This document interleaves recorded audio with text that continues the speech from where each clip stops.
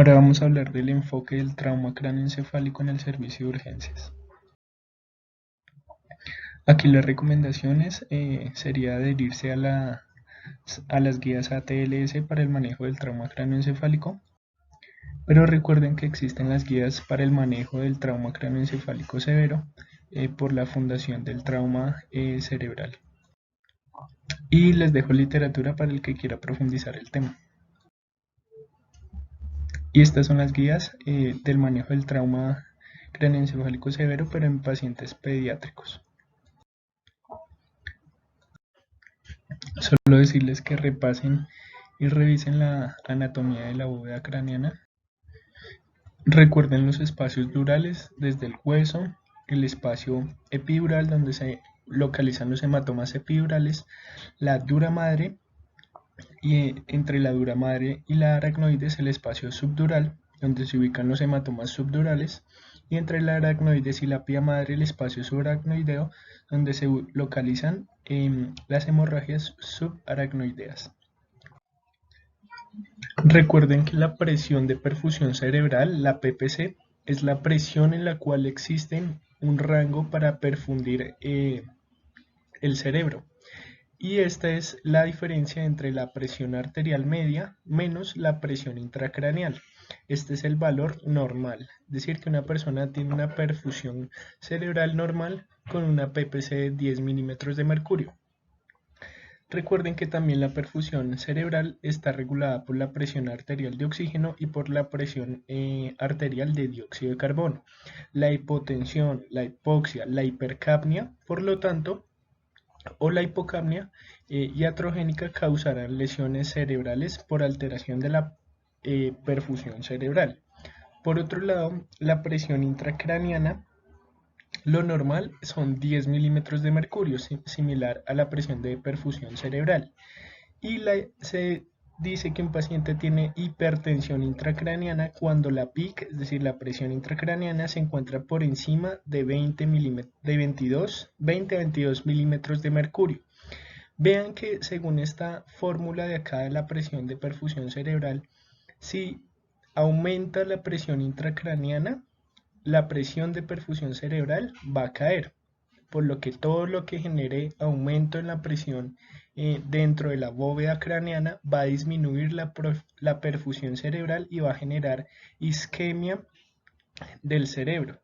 Por otro lado, si disminuimos la presión arterial media, pues lo que va a suceder es que igualmente va a disminuir la presión de perfusión cerebral, por lo que el cerebro genera isquemia si aumenta la presión intracraneana o si disminuye la presión arterial media, es decir, hay hipotensión.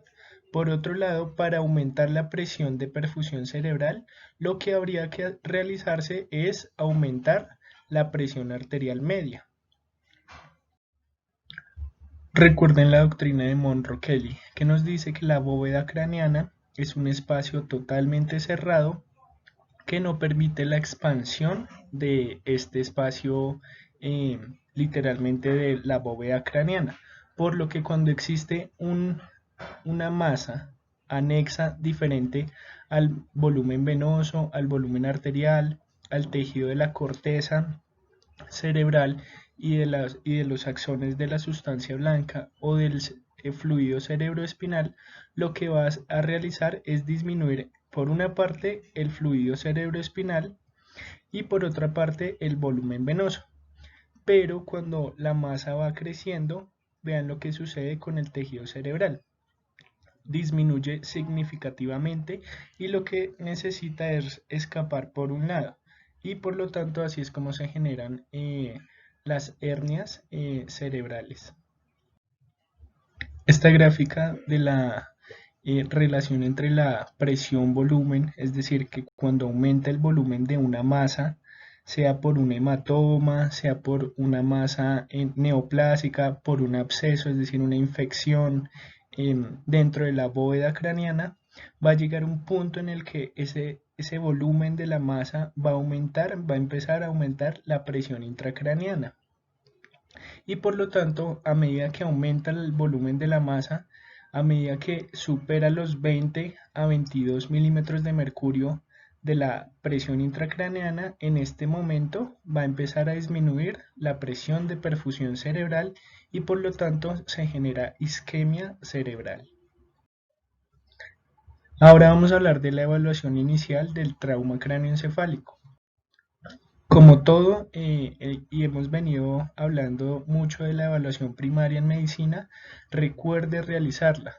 Despeje la vía aérea, evalúe la ventilación, evalúe signos de dificultad respiratoria, em, evalúe la saturación de oxígeno, la frecuencia respiratoria, si el paciente se encuentra disneico, con cianosis, y evalúe si se necesita dar soporte respiratorio dado por un Glasgow menor de 8.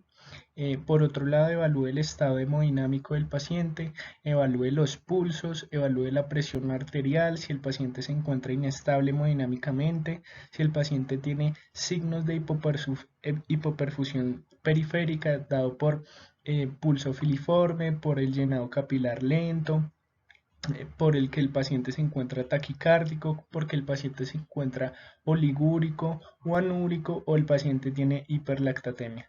Y muy importante, y pues obviamente al ser un trauma cráneoencefálico nos vamos a enfocar mucho en el examen físico neurológico, evaluando todos los aspectos del examen físico neurológico, y haciendo énfasis en la escala de Glasgow. Y por otro lado, prevenga la hipotermia, prevenga la hipocalcemia, prevenga la acidosis y haga un examen físico totalmente y completo en estos pacientes.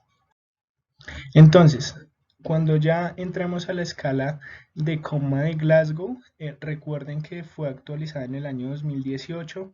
No se les olvide, la primera parte es comprobar los factores que interfieran con la comunicación y la capacidad de respuesta del paciente y evaluar otras lesiones que impidan pues llevar a cabo correctamente la escala de Glasgow. Por otro lado, observe, una vez descartando que el paciente sí pueda realizársele una escala de Glasgow completa, observe que la apertura de los ojos, el contenido del discurso, los movimientos del lado derecho e izquierdo, evaluando la apertura ocular, el estímulo verbal y los movimientos motores.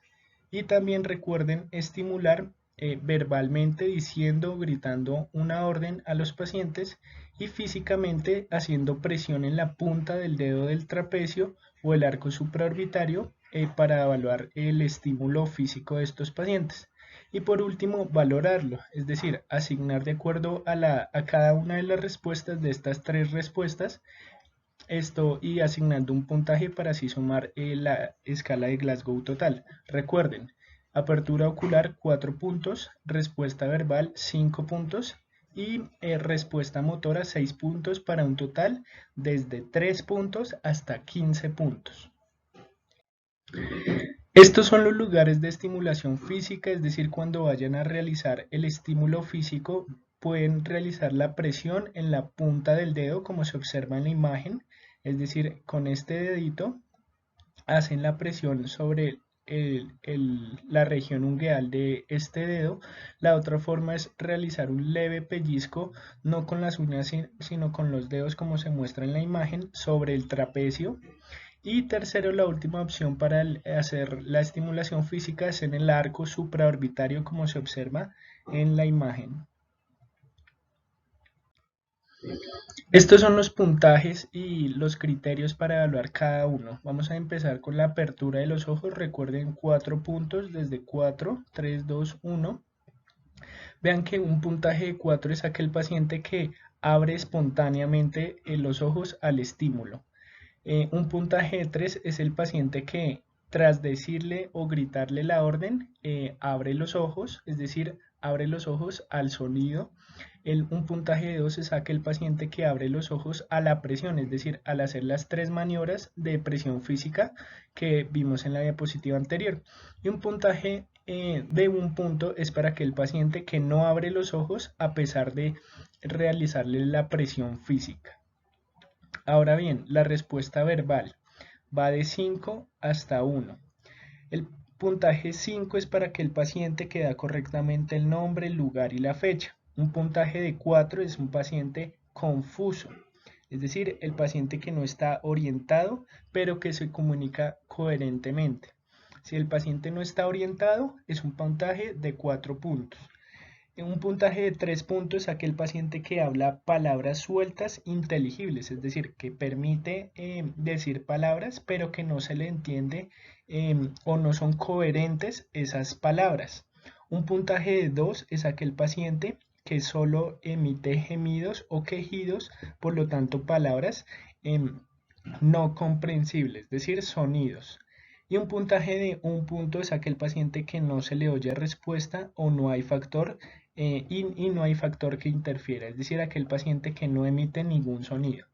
De nuevo, apertura ocular espontánea, apertura ocular cuando le gritamos al paciente, apertura ocular cuando le generamos una presión física o aquel paciente que absolutamente no tiene apertura ocular.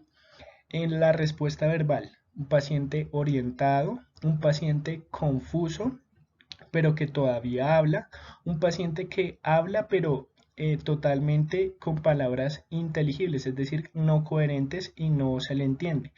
El paciente que solo emite sonidos y el paciente que no emite ningún tipo de sonido. Y por último, la respuesta motora, desde 1 punto hasta 6 puntos. Entonces, aquel paciente con 6 puntos es aquel que obedece la orden con ambos lados, es decir, tóquese el hombro izquierdo, tóquese el hombro derecho, y así con la mano contralateral el paciente va a hacer caso. Un puntaje de 5 es aquel paciente que localiza el estímulo motor, es decir, se lleva la mano por encima de la clavícula al estimularle el cuello, es decir, cuando realizamos la presión acá con el dedo en el trapecio, el paciente se va a llevar la mano a esa parte y puede subir y tocarse la mano en el hombro izquierdo, en el hombro contralateral. Un puntaje de 4 es aquel paciente que dobla el brazo sobre el codo rápidamente, pero las características no son anormales. Es decir, el paciente tiene una flexión normal al realizarle el estímulo físico. Un puntaje de 3 es aquel paciente que ahora hace la flexión pero anormalmente, es decir, dobla el brazo sobre el codo, pero las características predominantemente son anormales. Un puntaje de 2 es aquel paciente que tiene no una flexión, sino que al hacerle el estímulo físico sobre el trapecio, sobre el arco supraorbitario, sobre la uña, el paciente no tiene flexión, sino una extensión del brazo. Y un puntaje de 1 es aquel paciente pues que no tiene ninguna respuesta motora, no hace ni flexión ni extensión. Vean la flexión normal en el paciente que se puntea con 4 puntos. La flexión debe ser rápida, variable y el brazo se encuentra lejos del cuerpo, es decir, hace la flexión hacia allá, hacia lateral. Y el antebrazo sobre el brazo. Por otro lado, la flexión anormal es un paciente que tiene un estereotipo lento, es decir, que al hacerle la presión sobre el trapecio, sobre el arco supraorbitario o la uña, la flexión es totalmente lenta. El brazo lo acomoda sobre el pecho, sobre la cavidad torácica, sobre el tórax, perdón, no lo flexiona hacia lateral, sino sobre el tórax, y el antebrazo lo tiene rotado y el pulgar apretado y la pierna extendida. Y por otro lado, si se hace la presión sobre el trapecio, el arco supraorbitario o la uña y el paciente hace extensión, ya sería un signo de decorticación y pues se asignaría 2 puntos. Después de haber evaluado la escala de Glasgow en el examen neurológico, es de suma importancia que hagan un adecuado examen pupilar. Recuerden que normalmente las pupilas deben encontrarse isocóricas, es decir, del mismo tamaño en ambos globos oculares. Y recuerden que deben tener una adecuada respuesta fotomotora, es decir, un adecuado reflejo fotomotor. Recuerden, la vía aferente del reflejo fotomotor está por el segundo par craneal, es decir, el óptico. Y la respuesta motora está por el tercer par craneal y es en respuesta a la luz una contracción pupilar. Recuerden entonces describir los hallazgos anormales pupilares porque nos van a indicar una posible lesión anatómica en algunos segmentos del encéfalo. Estas serían un ejemplo de unas pupilas anisocóricas, es decir, que la pupila derecha está distinta a la pupila izquierda. Vean en este caso el tamaño de esta pupila y vean esta midriasis de la pupila izquierda, es decir, se encuentran anisocóricas distintas la derecha y la izquierda. Este es el ejemplo de unas pupilas midriáticas donde ambas se encuentran dilatadas y del mismo tamaño. Y por otro lado, la miosis, cuando existe una contracción pupilar donde ambas pupilas se encuentran contraídas, es decir, mióticas. Este sería un ejemplo de una pupila anisocórica con una miosis izquierda. Vean en este caso acá cómo se evidencia la miosis izquierda y una disocoria derecha, es decir, que la pupila se encuentra asimétrica entre sí. Vean este repliegue en el polo inferior de la pupila. Entonces no se les olvide evaluar el examen pupilar, evaluar si se encuentran isocóricas y si tienen respuesta fotomotora. Ahora vamos a clasificar la severidad del trauma cráneoencefálico. Y es por esto que se hace tanto énfasis en el examen en la escala de Glasgow, porque así vamos a poder clasificar la severidad del trauma cráneoencefálico. Un paciente con un Glasgow de 13 a 15 puntos tendrá un trauma cráneoencefálico leve. Un paciente con un Glasgow de 9 a 12 puntos tendrá un trauma cráneoencefálico moderado. Y un paciente con un Glasgow menor o igual a 8 será un paciente con un trauma cráneoencefálico severo. No se les olvide, de 13 a 15 leve, 9 a 12 moderado, menor o igual a 8, trauma cráneoencefálico severo. Ahora vamos a revisar y repasar rápidamente las diferentes lesiones cerebrales traumáticas.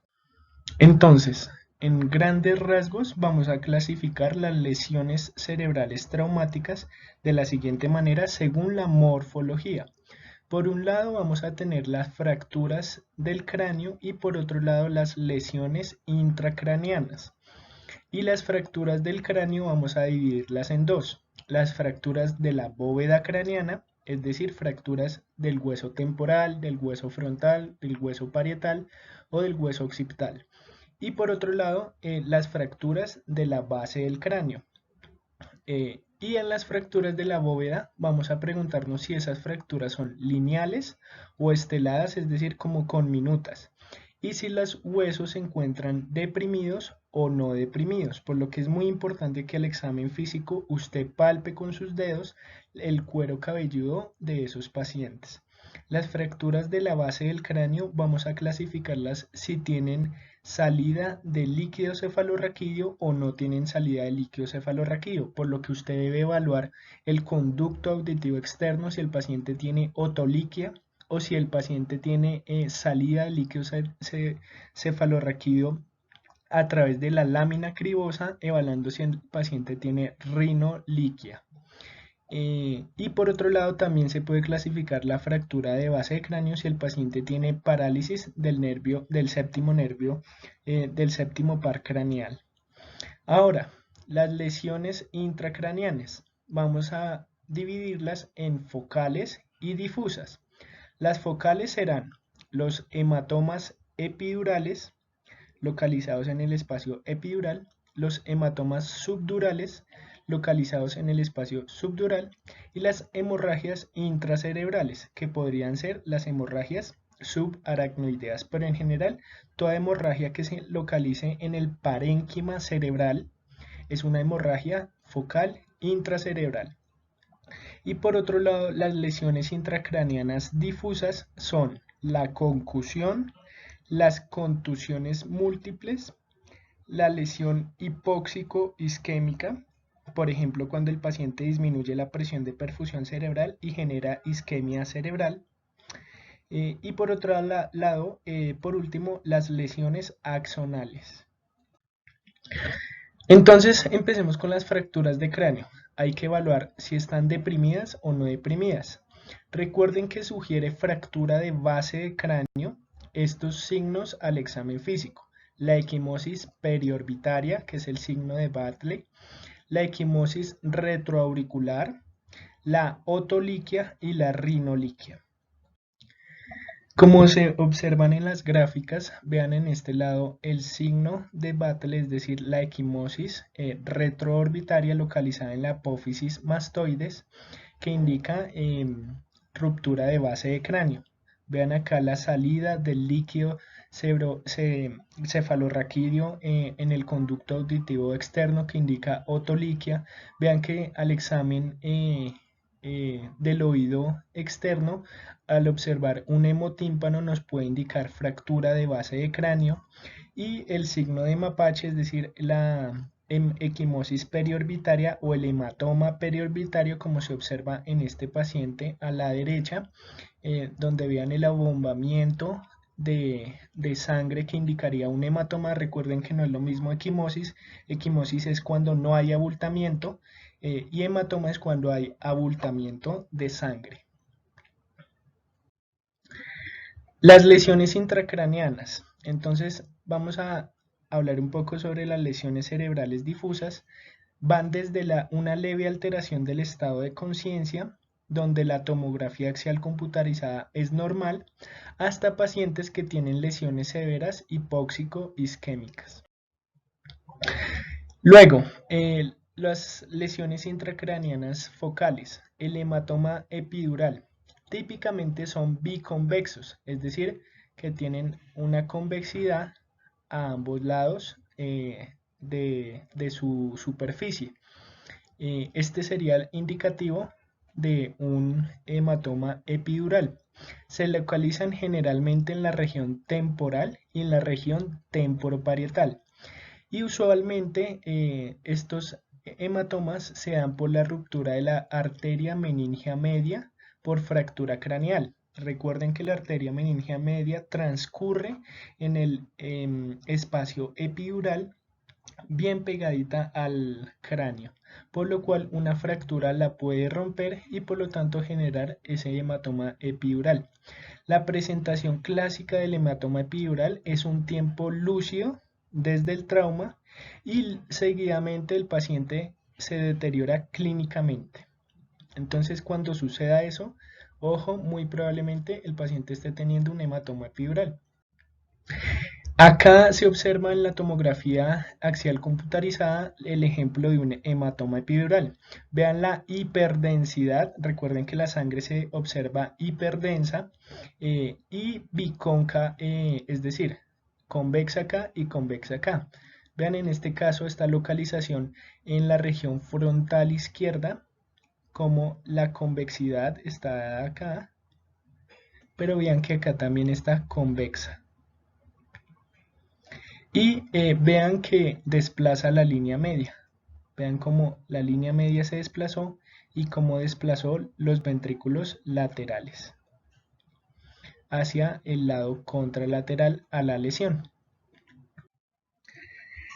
La herniación uncal lateral secundaria a un hematoma epidural es muy frecuente. Vean cómo este hematoma biconvexo, que se localiza en esta área, dada por una lesión de la arteria meningia media por la fractura del hueso temporal, es decir, acá, causa un hematoma epidural que desplaza el uncus, es decir, el tallo cerebral superior. Vean cómo genera compresión de la línea media por un lado, pero también generando compresión, generando la herniación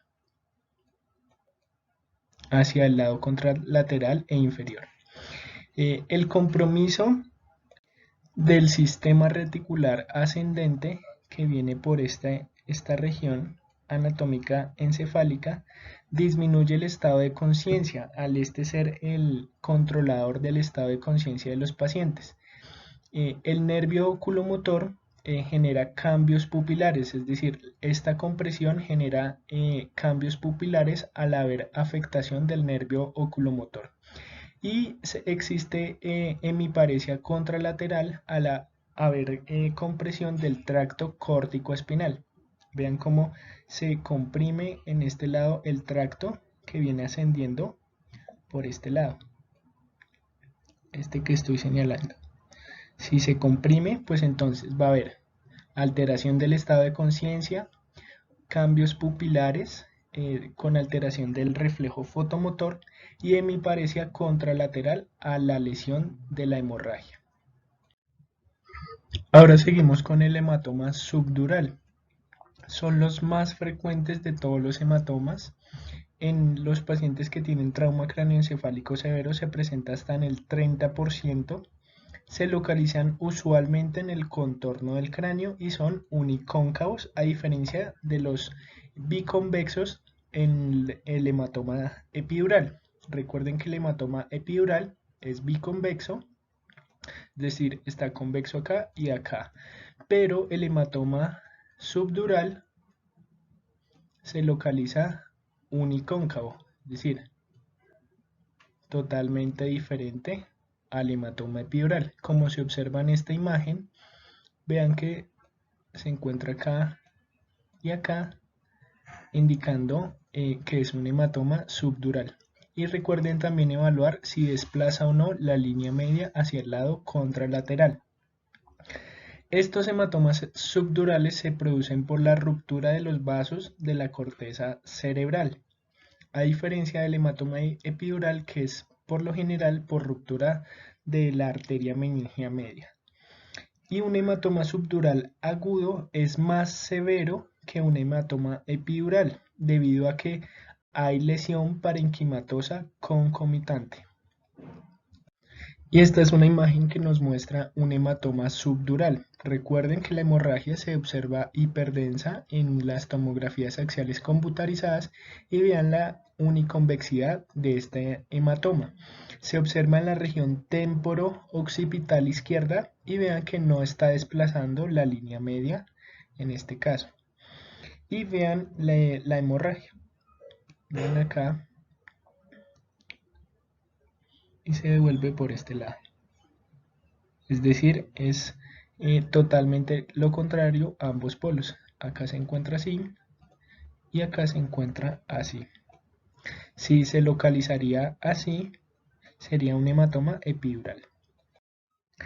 Ahora las contusiones son muy comunes, se encuentran más frecuentes en los lóbulos temporal y frontal, pueden aparecer en horas a días en cualquier lóbulo cerebral y se pueden transformar a hemorragias intraparenquimatosas. Este es el peligro de las contusiones cerebrales.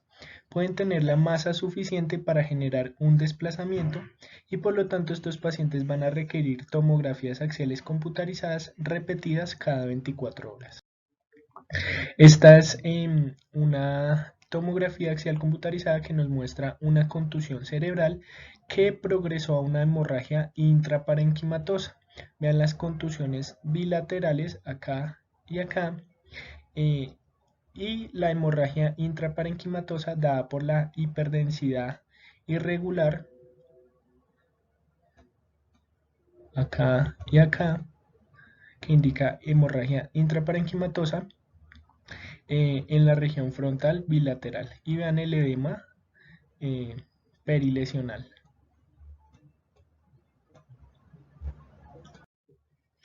Las hemorragias intracerebrales se da por rupturas de arterias intracerebrales y también por ruptura de los senos venosos intracerebrales y el compromiso es focal. Esta es otra tomografía axial computarizada que nos muestra una hemorragia intraparenquimatosa derecha, que nos muestra esta lesión hiperdensa Irregular en la región de los ganglios basales derechos, derecho e izquierdo. Y vean que también desplaza la línea media hacia el lado contralateral de la lesión. Y vean también que se observa hemorragia en los ventrículos de los cuernos posteriores. Vean acá. Esta es una herniación, no se les olvide clasificarla si se encuentra una herniación falcina, acá, una herniación de la línea media, una herniación central o una herniación uncal. Ahora, ¿cuál es el manejo del paciente con trauma cráneoencefálico?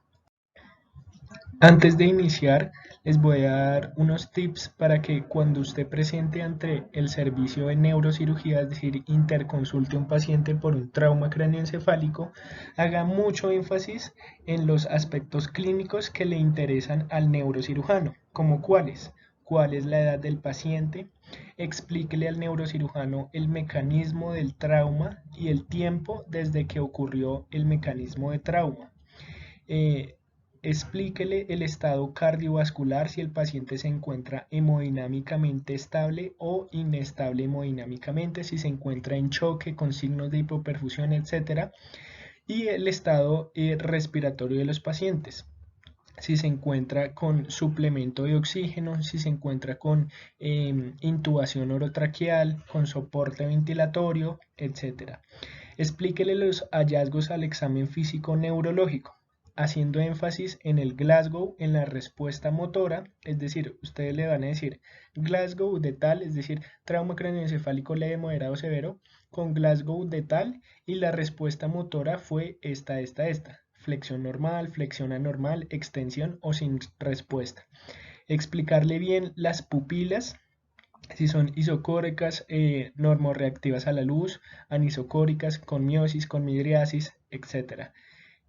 Si el paciente tiene focalización neurológica, si tiene parestesias, si tiene plejías, si son bilaterales, si son asimétricas, si el paciente tiene alteraciones en la sensibilidad, si tiene alteraciones en los pares craneales y en las funciones cognitivas también. Y si hay lesiones asociadas, es decir, si hay trauma de cuello, si hay trauma de tórax, si hay trauma abdominal, si hay trauma pélvico o si hay trauma de extremidades. Cómo se encuentran los laboratorios del paciente y si hay imágenes disponibles, pues explicarle al doctor las imágenes disponibles, si hay fracturas de cráneo, si hay fracturas de base de cráneo, si hay lesiones intracerebrales, si hay hematomas epidurales, subdurales, hemorragias intraparenquimatosas. El manejo que se le ha dado al paciente, ya sea por soporte médico, es decir, soporte ventilatorio, soporte hemodinámico, cuántos líquidos se han administrado, si se han administrado vasopresores, inotrópicos, si se han administrado diuréticos como el manitol para disminuir la presión intracraneana en general, y si el paciente tiene historial de uso de anticoagulantes parenterales, orales, los que fueren, si tiene uso de antiagregantes o si el paciente tiene una trombofilia conocida. De nuevo, recuerde el manejo, la evaluación primaria del paciente crítico, el manejo de soporte y revise las diapositivas de manejo de la vía aérea. El manejo del trauma cráneoencefálico leve. Usualmente los pacientes presentan una concusión, es decir, ¿qué es una concusión? Hasta ahora no se los había dicho. Es la pérdida transitoria de la función neurológica después de una lesión de la cabeza. Pero ojo, acá la clave es transitoria. Pueden presentar los pacientes, por lo tanto, desorientación, amnesia y pérdida transitoria del estado de conciencia. Usted debe hospitalizar a los pacientes con trauma craneoencefálico leve si tienen un Glasgow menor a 15, es decir, de 13 a 14, pero que en las 2 horas siguientes no retorna a 15. Lo deben hospitalizar. Si el paciente tiene déficit neurológico focal, si el paciente tiene presencia de salida del líquido cefalorraquídeo o si tiene alguna fractura en el cráneo o en la base del cráneo. Todos los demás pacientes Después de haberlos observado mínimo 6 horas, les pueden dar de alta con signos y síntomas de alarma.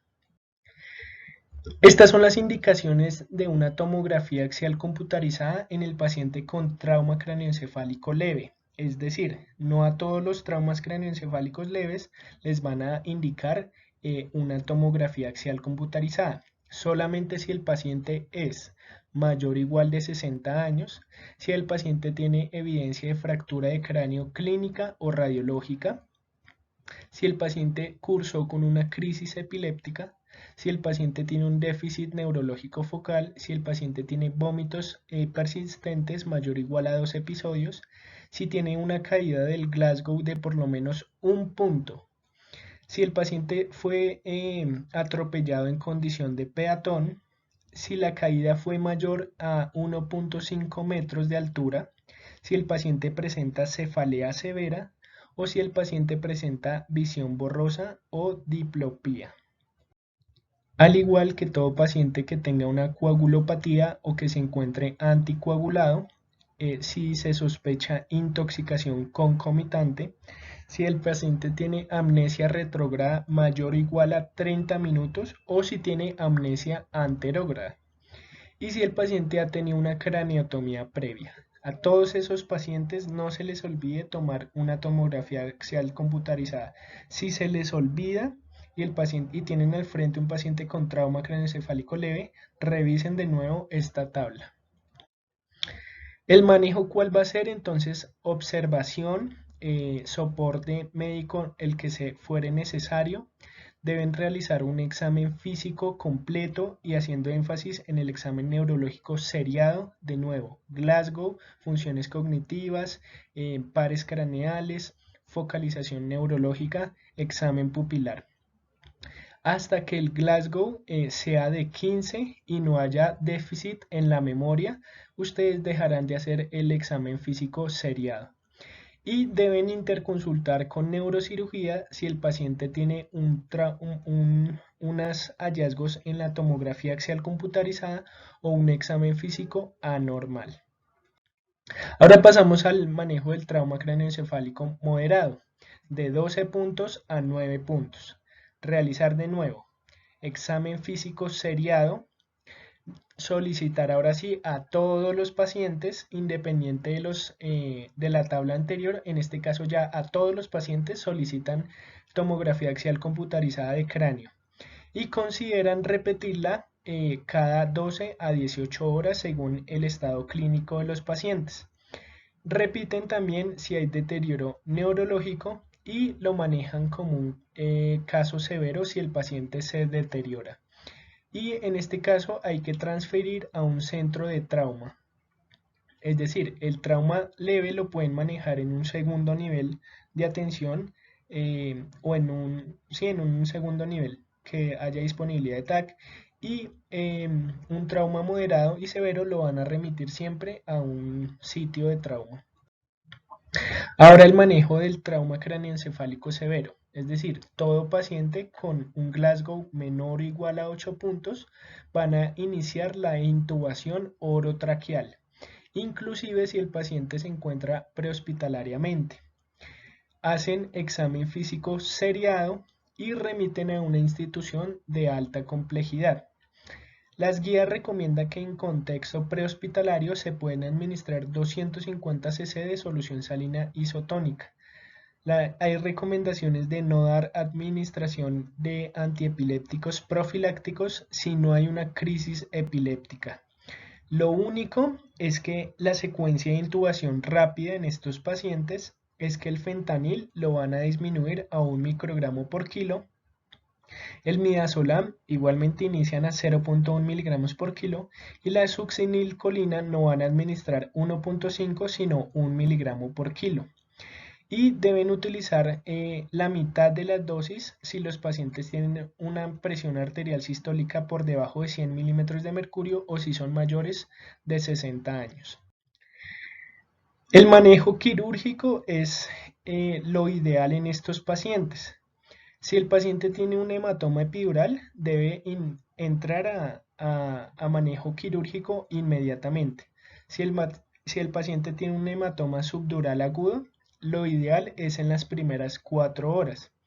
Pero si el paciente tiene edema cerebral, lo ideal sería en las primeras 24 horas. ¿Qué se hace en estos pacientes? Una craniectomía descompresiva fronto-temporoparietal según sea la localización de los hematomas y según sea la indicación del neurocirujano. Para el manejo también del trauma severo, si el paciente tiene hipertensión endocraniana refractaria, es decir, una PIC por encima de 20 milímetros de mercurio, vean que en los sitios de trauma es posible monitorizar la presión intracraneana con dispositivos invasivos en el cráneo. En estos casos a los pacientes hay que indicarles un bolo de 12 cc por kilo de solución salina al 7.5% y si no tienen la disponibilidad de esto, pues manitol al 20%, un bolo de 12 cc por kilo.